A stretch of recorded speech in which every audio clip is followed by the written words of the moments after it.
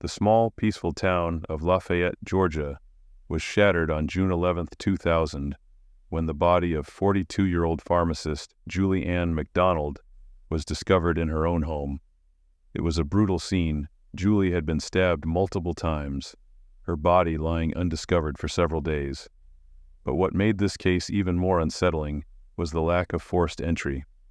Whoever had committed this crime was no stranger. Investigators quickly realized that this wasn't a random act of violence. Someone Julie knew and trusted had taken her life in cold blood. But who? The crime scene offered few clues, and despite extensive interviews with family, friends, and co-workers, investigators hit a wall. As the days turned into weeks, the murderer remained elusive, and Lafayette was left on edge, wondering if one of their own could be behind such a horrific act. Who was Julie's killer? Could it have been someone from her seemingly stable life? Or was there something more sinister lurking beneath the surface?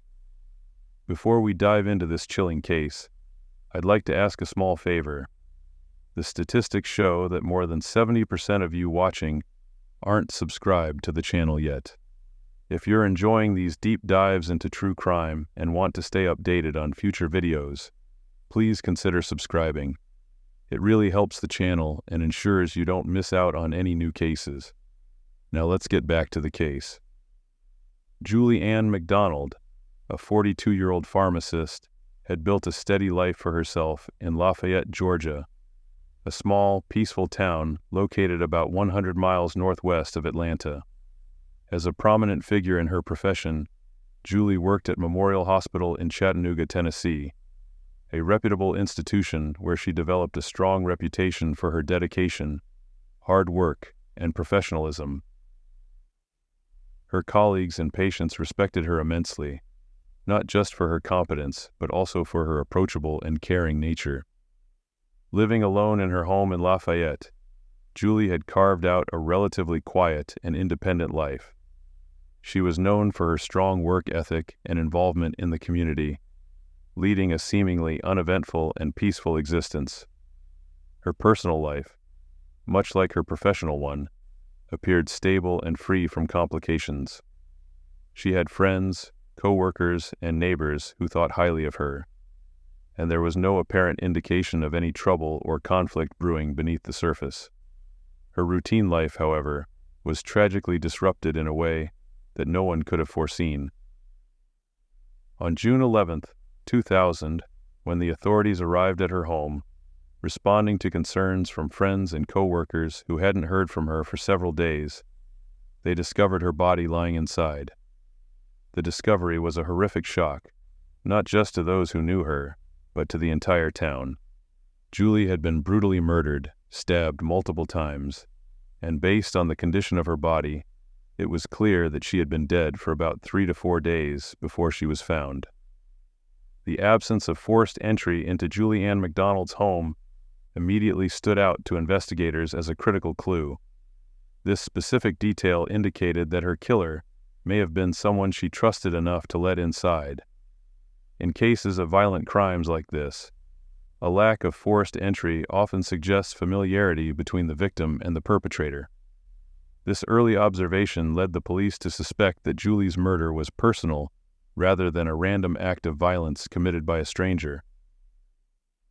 As a result, law enforcement quickly shifted focus to Julie's personal and professional life, trying to uncover anyone who might have had a motive to harm her.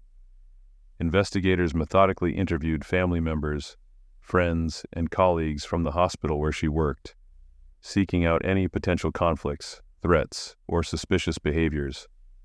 Despite these efforts, their search yielded very little concrete evidence.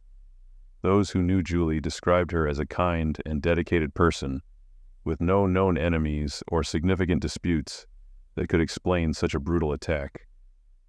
The thorough examination of the crime scene involved scouring for fingerprints, DNA evidence, and any signs of a struggle that might have occurred during the attack. Investigators were hoping that a clue, no matter how small, would present itself. However, early tests did not deliver the breakthrough the investigators had been hoping for. The evidence was either too minimal or inconclusive, leaving law enforcement with more questions than answers as days turned into weeks. Because the crime did not appear to be a break-in or a robbery gone wrong, the investigation intensified around Julie's inner circle. Theories about the killer being someone she trusted gained traction. Investigators examined every personal connection she had, but they encountered difficulties in pinning down a suspect. As the investigation into Julie McDonald's murder deepened, one name began to surface more frequently: Clarence George. George, 39 years old at the time of the murder, had a personal connection to Julie, though investigators were never able to fully clarify the nature of their relationship. What initially drew their attention to him was a discovery made early in the investigation. George was found in possession of Julie's checkbook, an alarming detail that immediately raised suspicion. While the checkbook was undeniably suspicious, it wasn't enough to build a solid case against George. Investigators knew they needed more substantial evidence to tie him directly to the crime. Without forensic proof, eyewitness accounts, or any direct link placing George at the scene, the checkbook alone could not justify an arrest. George denied any involvement in the murder, claiming he had no knowledge of what happened to Julie. The absence of a clear motive or further incriminating evidence allowed him to evade immediate legal repercussions. Even though George remained a key suspect, investigators were forced to turn their attention to other leads as the case stalled. They pursued other potential suspects, interviewing Julie's acquaintances, co-workers, and friends, and re-examining every aspect of her personal and professional life. However, no new evidence surfaced that could provide the breakthrough they so desperately needed. With no new leads and no way to definitively connect George or anyone else to the crime, the investigation began to lose momentum. As the months turned into years, the trail grew colder. George's involvement continued to linger as a possibility, but without tangible proof, investigators were powerless to make an arrest. The case was slowly slipping into the realm of unsolved mysteries, leaving Julie's family and friends in a state of emotional limbo. For them, the idea that her killer might never be brought to justice was unbearable. The community, once shaken by the tragedy, began to accept the grim reality that this horrific crime might remain unresolved. It seemed for a long time that justice for Julie McDonald would never be served, and her case eventually became just another cold case, filed away with thousands of others like it. The years passed, and despite occasional efforts to reopen the case, there was no movement. The case was revisited in 2015 when advancements in forensic science prompted the Georgia Bureau of Investigation, GBI, to take another look at the evidence. Cold case investigators began re-examining everything from DNA samples to witness statements. The use of newer forensic techniques, such as enhanced DNA testing and the re-evaluation of the crime scene, allowed authorities to pursue new leads that had been unavailable at the time of the original investigation. Still, progress was slow. While the case was reopened, investigators continued to hit dead ends. Many of Julie's family members had passed away in the years since her murder, further complicating efforts to bring closure to those closest to her. Despite the frustration, the case remained on the radar of the GBI and Walker County Sheriff's Office, both of which were determined to solve the mystery. In 2023, another significant push was made to finally close the case. This renewed investigation involved retesting crucial pieces of evidence, as well as conducting fresh interviews with people who had been associated with Julie around the time of her death. After nearly 2 decades, these efforts bore fruit. Investigators finally found the link they had been searching for: conclusive evidence that tied Clarence George to the crime. The breakthrough came after a fresh look at the crime scene evidence, as well as reanalyzed DNA samples. This time, the forensic testing pointed squarely at George, providing investigators with the solid link they had been missing for years. In August 2024, U.S. Marshals arrested Clarence George at his home in Birmingham, Alabama. He was 63 years old at the time of his arrest, 24 years after Julie's brutal murder. George, who had remained a suspect since the early days of the investigation, had managed to avoid arrest due to the lack of definitive proof until this point. The arrest was not just a sudden stroke of luck, but rather the culmination of persistent and tireless work by the Georgia Bureau of Investigation, GBI, and the Walker County Sheriff's Office. Investigators had returned to the crime scene files multiple times over the years, retesting samples and examining the chain of events surrounding Julie's murder. This sustained effort, fueled by their determination to bring closure to the McDonald family, ultimately paid off. When the U.S. Marshals moved in on George's home, they encountered no resistance. George was taken into custody without incident and immediately transferred to the Jefferson County Jail in Alabama, where he awaited extradition back to Georgia to face formal charges. These included murder and aggravated assault in connection with the 2000 death of Julie McDonald. For Julie's family, the arrest came as a bittersweet moment. Many of her closest relatives, including her parents and siblings, had passed away in the years since her murder. However, investigators made sure to inform her surviving niece and nephew, who had inherited the burden of seeking justice for their beloved aunt. After decades of uncertainty and anguish, they finally had some degree of closure. The arrest, while long overdue, provided them with a sense that justice was finally within reach. For the investigators, this arrest was a significant victory, not just in solving the case, but in demonstrating their unwavering commitment to justice. The case, which had long seemed unsolvable, was now heading toward trial, and with George facing charges, there was hope that the long-awaited answers to Julie McDonald's tragic death would finally come to light. But even with that, questions still linger. How did George manage to evade capture for so long? And could Julie's life have been saved if certain clues had been discovered earlier? These are the kinds of questions that haunt not only Julie's family, but also the investigators who spent years tirelessly working to bring the truth to light. What do you think? Could advancements in forensic science have solved this case earlier, or was it simply a matter of persistence? And how do you feel about cold cases like Julie's, where justice is delayed for so many years? Let us know your thoughts in the comments below. On a cold December evening in 1989, Ruth Buchanan was crossing a busy intersection in uptown Charlotte, North Carolina, when her life was violently and abruptly taken. A speeding car, out of control and running a red light, struck her with such force that she was hurled 10 feet into the air. The driver? They didn't even slow down. As Ruth lay critically injured on the pavement, the car disappeared into the night, leaving behind nothing but shattered glass and a community in shock. For over 3 decades, this heart-wrenching case remained unsolved. Who was behind the wheel that day? Why did they flee, leaving Ruth to die?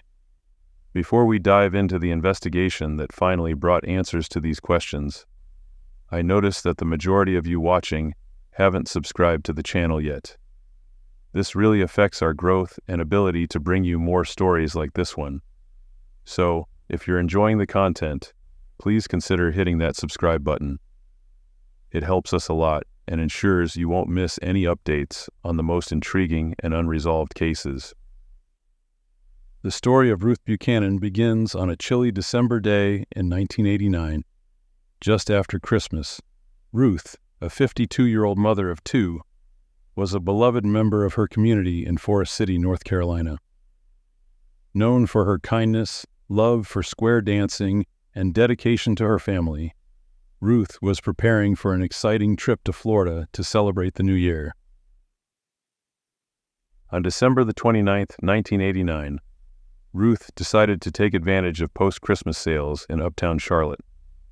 Accompanied by a close friend, she spent the afternoon shopping and enjoying the festive atmosphere of the city. As evening approached, Ruth and her friend left a department store and began walking down the busy streets of uptown Charlotte, which was bustling with holiday shoppers and traffic. At approximately 4 p.m., Ruth and her friend reached the intersection of 5th Street and North Tryon Street, a well-known area in the heart of the city. As they stepped into the crosswalk, the traffic light was red, and Ruth believed it was safe to cross. However, as they proceeded, a dark-colored sedan, speeding at around 45 miles per hour, ran the red light and struck Ruth with a force that hurled her about 10 feet into the air. The driver of the vehicle never slowed down, leaving Ruth lying critically injured on the busy street. The impact of the collision was severe. Ruth was immediately rushed to Charlotte Memorial Hospital, where doctors worked tirelessly to save her life. Despite their efforts, Ruth's injuries were too extensive, and she succumbed to her injuries the following day, on December 30th, 1989. The sudden and violent nature of Ruth Buchanan's death sent shockwaves through her community. Her family was devastated, and the tragedy was compounded by the fact that the person responsible had fled the scene without offering any help. Consequently, the Charlotte-Mecklenburg Police Department, CMPD, launched a thorough investigation to identify and apprehend the driver responsible for the hit and run. The case was particularly challenging due to the limited physical evidence available and the fleeting nature of the crime. Witnesses at the scene provided police with critical information. They described the vehicle as a dark-colored sedan that ran the red light at the intersection of 5th Street and North Tryon Street before striking Ruth Buchanan in the crosswalk. They also noted that the driver did not stop after the collision, fleeing the scene at a high speed. Some witnesses managed to record the vehicle's license plate number, which became a crucial lead in the early stages of the investigation. The license plate traced back to a dark blue 1990 Mitsubishi Galant. However, the investigation quickly hit a major obstacle. The vehicle had been reported stolen from a car dealership in Charlotte just a few days before the incident. This revelation significantly complicated the investigation, as the theft meant that the car's registered owner was not involved in the crime. In January 1990, just a few weeks after Ruth's death, CMPD officers responded to a report of a suspicious vehicle parked at a Charlotte hotel. Upon arrival, they discovered the dark blue Mitsubishi Galant, matching the description and license plate number provided by witnesses. The car was in poor condition, with a shattered windshield and damage to the front bumper and hood, clear signs of a recent collision. Crime scene search technicians were called to the scene to process the vehicle for evidence. Inside the car, they found several items of interest, including hair fibers and skin fragments that appeared to belong to Ruth Buchanan. Additionally, the cigarette butt found inside the vehicle was collected, though it would not become significant until decades later. But since the vehicle was stolen, detectives had no solid suspects to pursue. With no further evidence and no clear direction, the case went cold. For over 3 decades, the case of Ruth Buchanan's death remained unsolved, with little hope of finding the driver responsible for the fatal hit-and-run. However, a significant breakthrough came in the case in the early 2000s and 20s. In early 2022, CMPD received an anonymous tip through their Crime Stoppers program. The caller claimed to have information about the driver who had struck Ruth Buchanan back in 1989. While this tip initially raised the hopes of the investigators, it soon became apparent that the information provided by the tipster was not entirely accurate. The individual identified by the caller was investigated, but was eventually ruled out as a suspect. Despite this setback, the tip rekindled interest in the cold case and prompted investigators to take a fresh look at the evidence collected from the scene. Among the items collected from the stolen Mitsubishi Galant was a cigarette butt, which had been overlooked in earlier investigations due to the limitations of forensic technology at the time. Recognizing the potential of this piece of evidence, the detective sent the cigarette butt to the crime lab for DNA analysis, utilizing the latest advancements in forensic science. The DNA extracted from the cigarette butt was run through the Combined DNA Index System, a national database that allows law enforcement agencies to match DNA samples with known offenders. Within a few months, the analysis yielded a match. The DNA belonged to Herbert Stanback, a 68-year-old career criminal who was already serving a 22-year sentence in the Scotland Correctional Institution in Laurinburg, North Carolina, for an unrelated crime. With this new evidence in hand, detectives from CMPD traveled to the Scotland Correctional Institution in March 2024 to interview Stanback.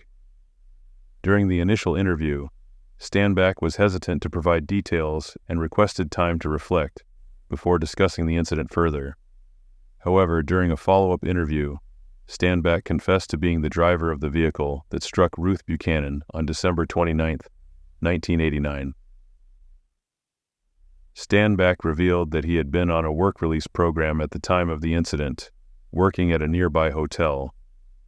He admitted that he had stolen the Mitsubishi Galant and was driving recklessly when he ran the red light and hit Ruth. He claimed that panic had driven him to flee the scene, leaving Ruth critically injured on the street. The confession was detailed and recorded, lasting approximately 26 minutes. It provided the investigators with the closure they had sought for decades, allowing them to finally charge Stanback with felony hit and run, resulting in serious injury or death. Following the confession, detectives obtained an arrest warrant for Stanback, who was formally charged in June 2024.